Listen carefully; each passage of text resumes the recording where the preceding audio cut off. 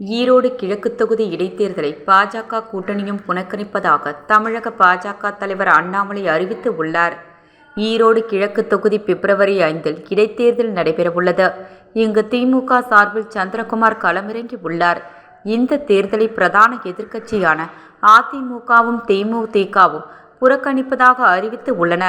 இந்நிலையில் இத்தொகுதியில் போட்டியிடுவது குறித்து பாஜக நிர்வாகிகளுடன் மாநில தலைவர் அண்ணாமலை ஆலோசனை நடத்தினார். கடந்த 4 ஆண்டுகளாக தமிழகத்தில் நடந்து வரும் மக்கள் விரோத ஆட்சியை பார்த்து வருகிறோம். எல்லா துறைகளிலும் ஊழல், சட்ட ஒழுங்கு சீர்குலைவு, வேலை வாய்ப்பின்மை, பெண்கள், குழந்தைகள், முதியவர்கள், அரசு அதிகாரிகள், போலீசார் என யாருக்குமே பாதுகாப்பின்மை என தமிழகம் ஒரு இருண்ட காலத்திற்கு தள்ளப்பட்டு வருகிறது.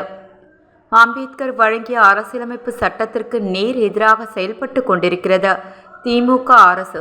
இந்த ஆட்சியின் அவலங்களை தினம்தோறும் சகித்து கொண்டுள்ள மக்கள் இது திராவிட மாடல் இல்லை, டிசிஸ்டர் மாடல் என உரக்கச் சொல்ல துவங்கிவிட்டனர்.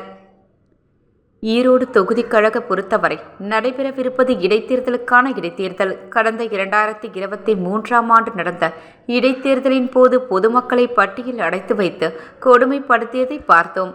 ஆளுங்கட்சி என்ற அதிகார மமதையில் திமுக தேர்தல் விதிமுறைகளை எல்லாம் மீறி செயல்பட்டதை நாம் அனைவரும் எதிர்கொண்டோம்.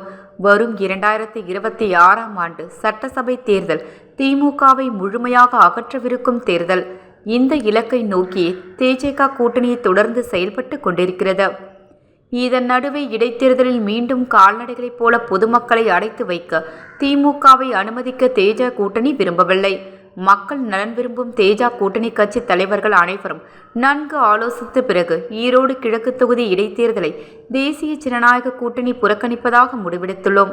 2026 சட்டசபை தேர்தலில் திமுகவை அகற்றி மக்களுக்கான தேஜ கூட்டணியில் நல்லாட்சியை வழங்குவதே எங்கள் இலக்கு.